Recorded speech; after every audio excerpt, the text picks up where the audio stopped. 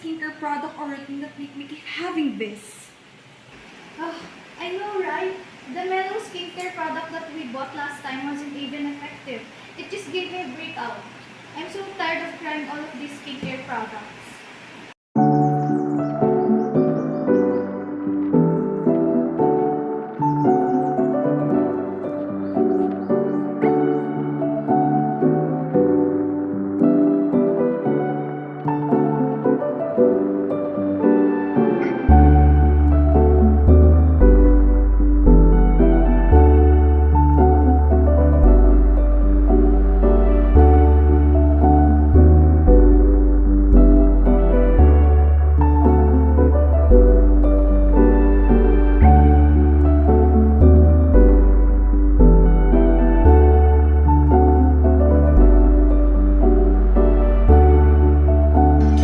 Ay, tara, maalis na tayo.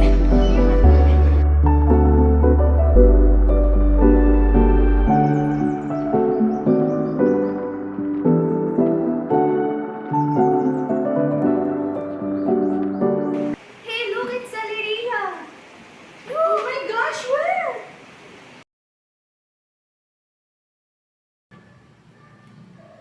Glow within the flow. Choose select.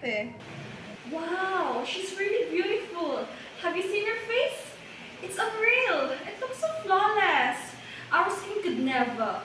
Yeah, she's probably done with her studies. That's why her skin looks like that. I wonder if she even gets stressed. Or it's probably because she's rich. What do you think? I don't know. Maybe she's just really gifted. Ugh, when will these pimples disappear? Oh, me too. My pores are so huge. Look, my nail bed sucks. Sometimes I get rashes. You know what? Let's just go to sleep. We still have an early class tomorrow. Alright, and maybe our pimples will be gone tomorrow.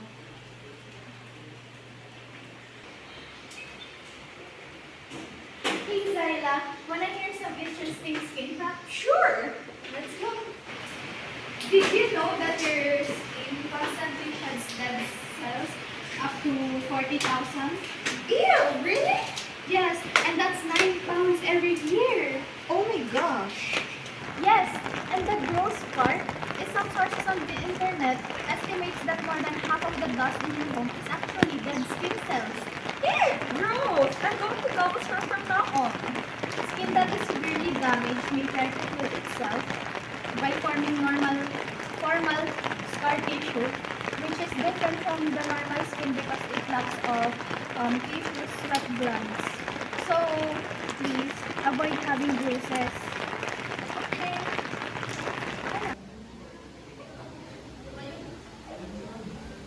Bilal mo ano?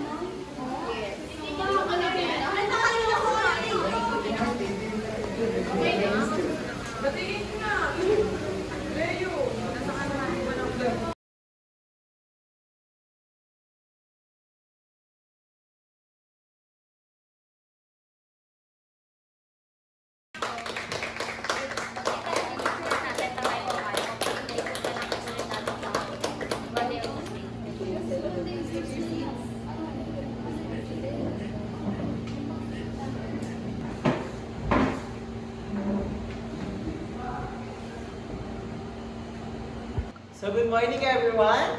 Good morning, Dr. Jermis. So now here I am with the one and only model, Ellie Ria.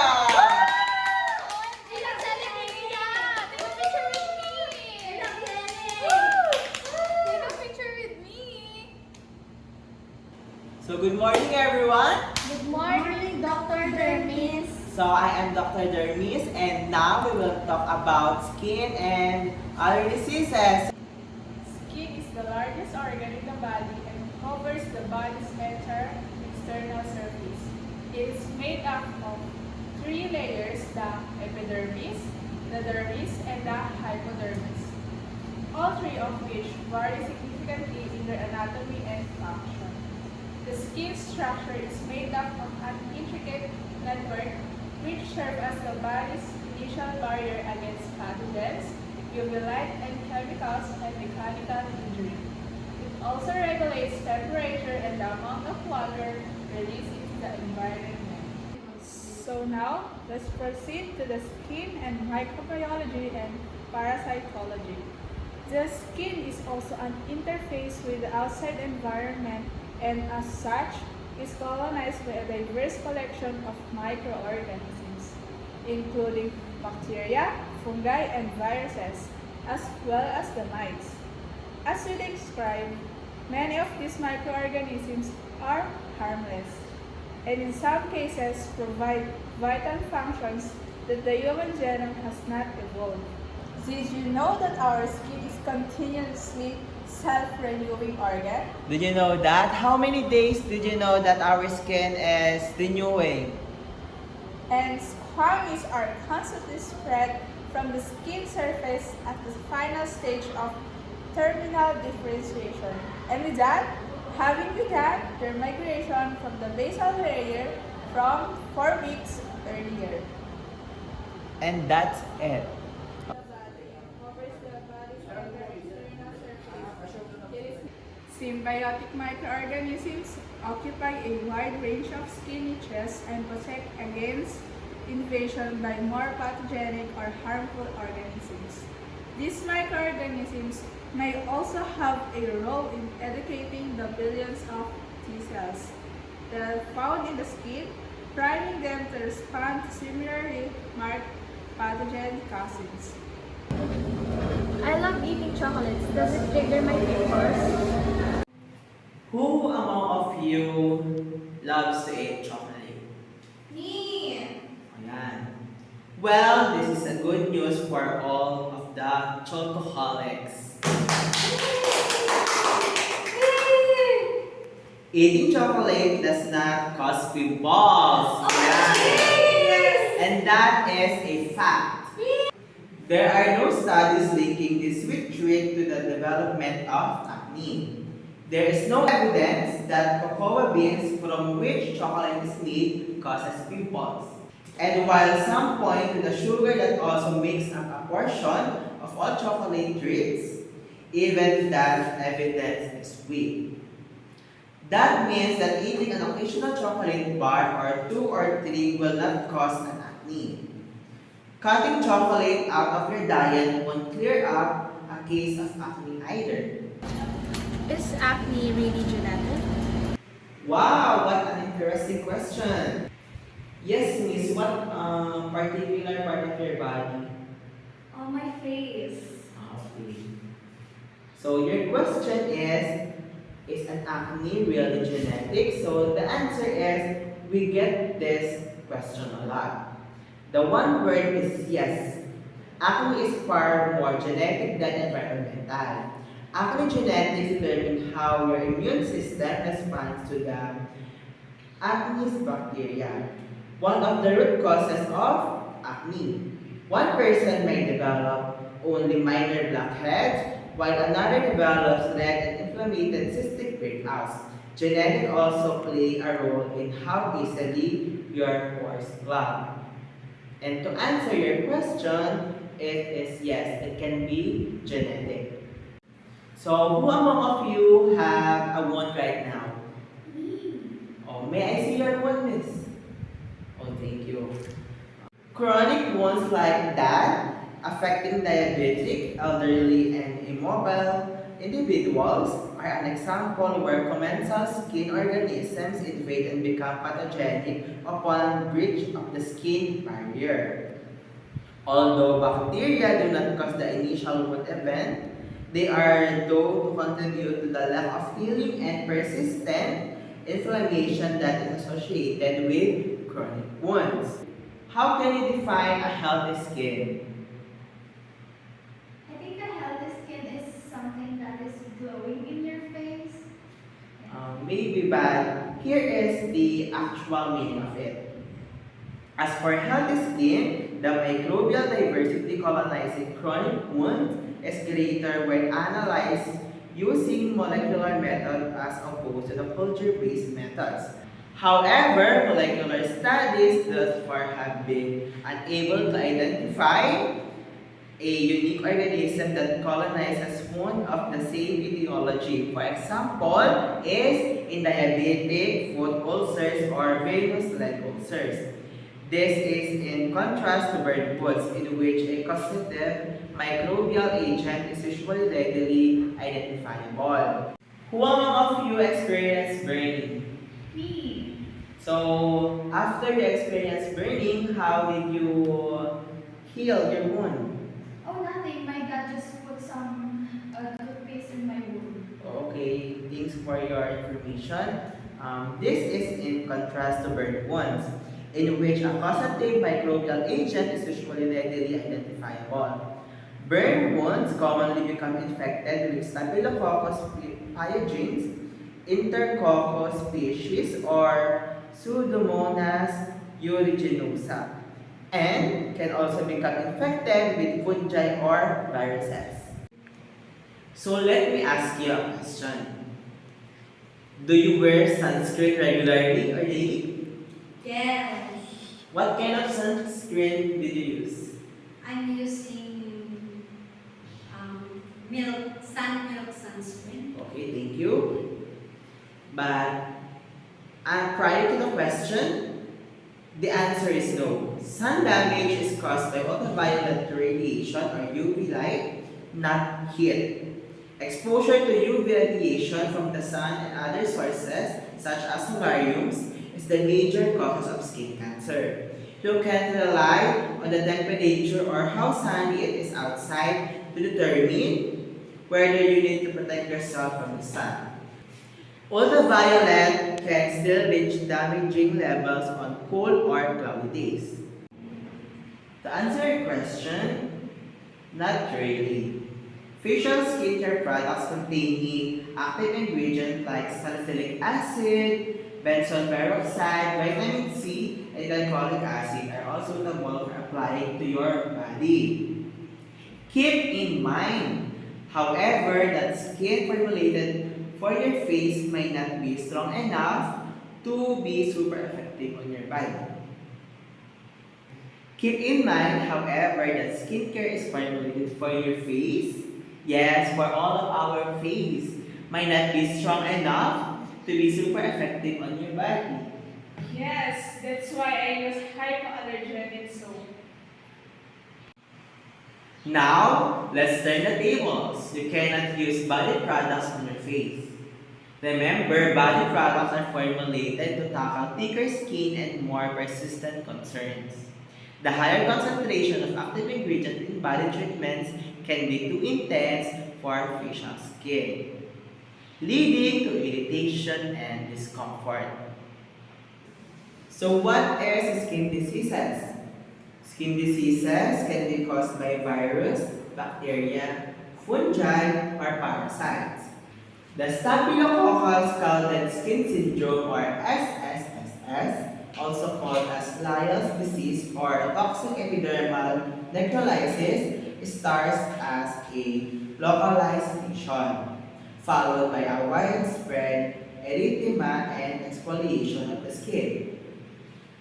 This disorder is caused by a page group 2 staphylococci which elaborate an epidermolytic toxin. The disease is more common in infants than in adults. So the next skin condition that we will be talking about is the erythrasma. So what is erythrasma? Anyone? Okay. Erythrasma is a chronic superficial infection of the pubis, toe, web, mali ba? Wala pa na toe, web pa na. 1, 2, 3. Erythrasma is a chronic superficial infection of the pubis, toe web, groin, axilla, and inframi folds. The next skin disorder that we will be talking about is the seborrheic dermatitis.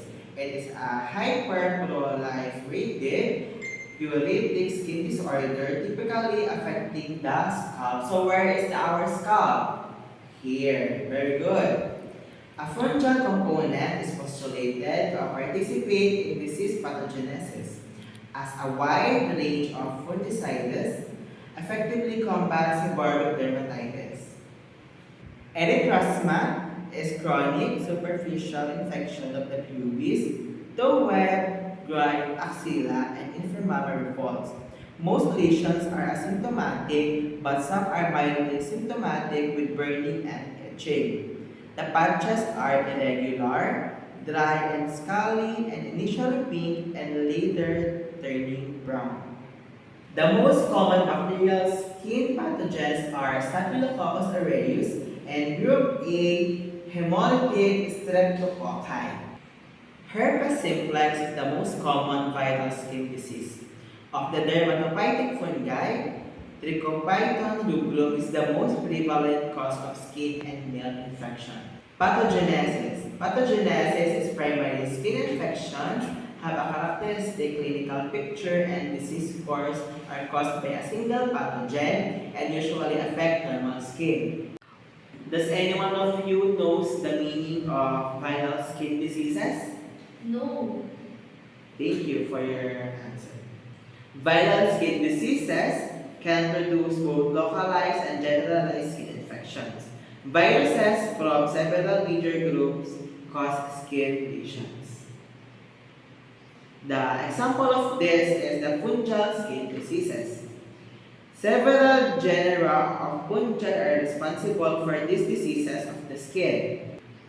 This group of fungi, known collectively as dermatophytes, is discussed in the chapters on mycology. Some non-dermatophytes, including yeast, can also cause skin infections. Lastly is the pox virus. The viruses that causes smallpox, vaccinia, and cowpox are closely related. All are large DNA viruses. The smallpox virus is now extinct. Cowpox virus causes an infection of cattle that is acquired by handling infected animals. So now let's proceed to the next skin disease, which is the erysipeloid.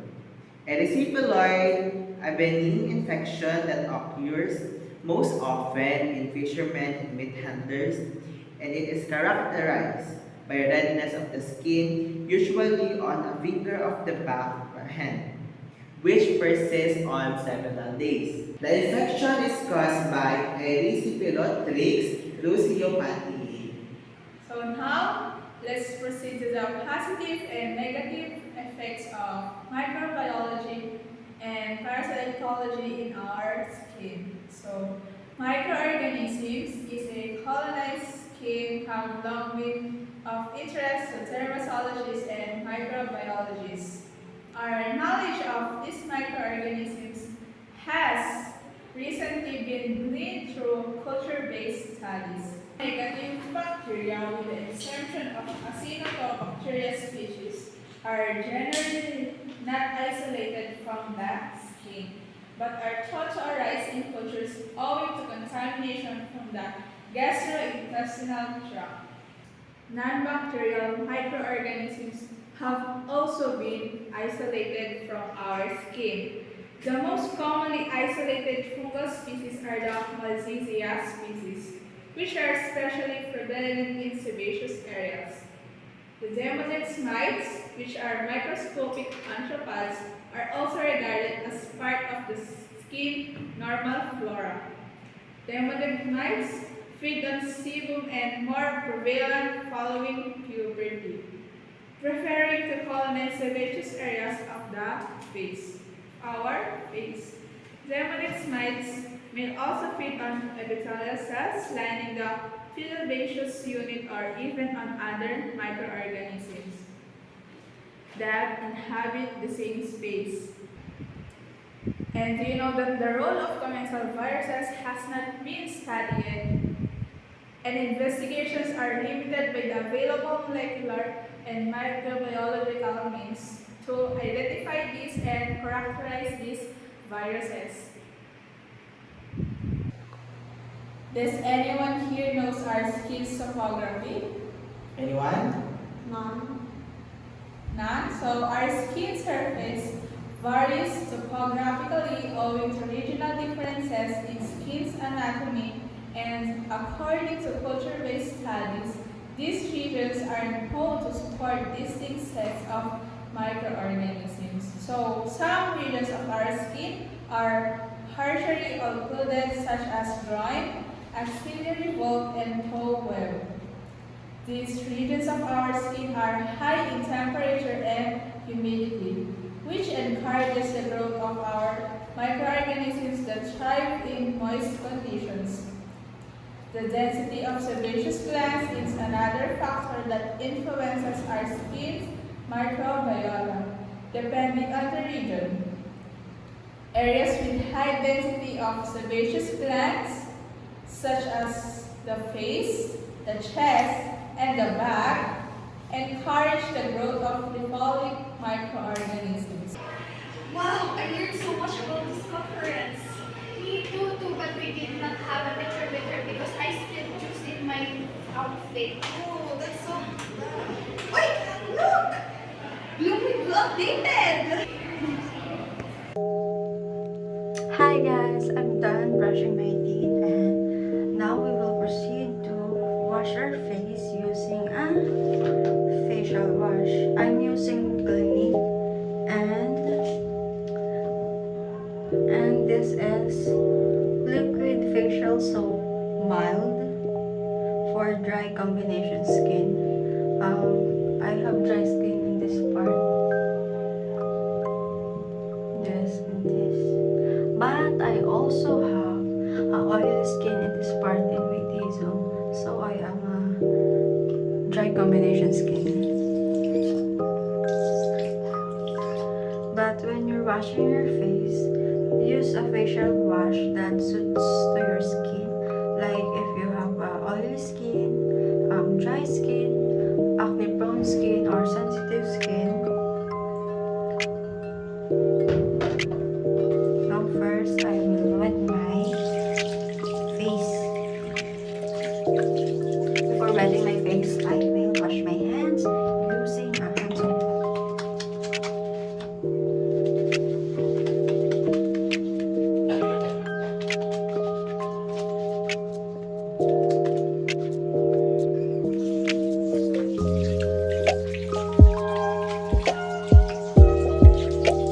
After washing my hands, I will now wet my face.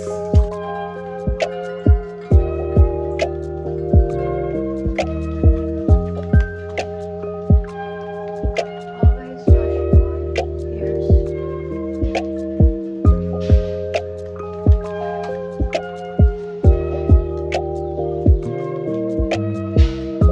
Rub your face in a circular motion. And don't do this because it will irritate your skin. Yes. Or it will get red like this. So just when you're washing your face, just check down the circular motion. And always wash the area where it goes on the pipe, nose, and chin, and forehead. And always wash your neck. Don't forget always the neck. Don't always forget the neck because it is so important, not just the face. Wash your face for about 30 to 1 minute. So now after washing my face, I will now take a bath, and after taking a bath, I will now reveal my skincare routine with. And now guys, I will be back soon after washing my body, and I will reveal what moisturizer I use to prevent the dryness of my skin. So hi guys, I'm done washing my body and face, and now I will dry my face using a facial tissue.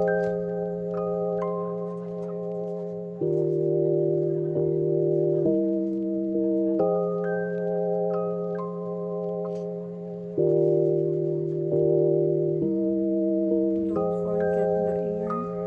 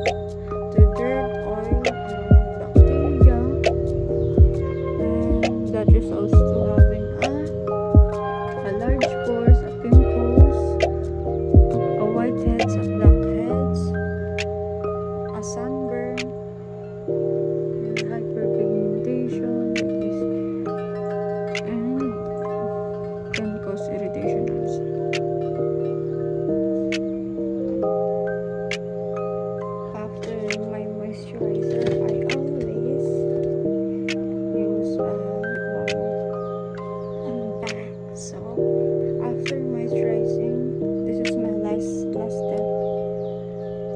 To use a lip balm to hydrate my lips. Ito is ating lip balm.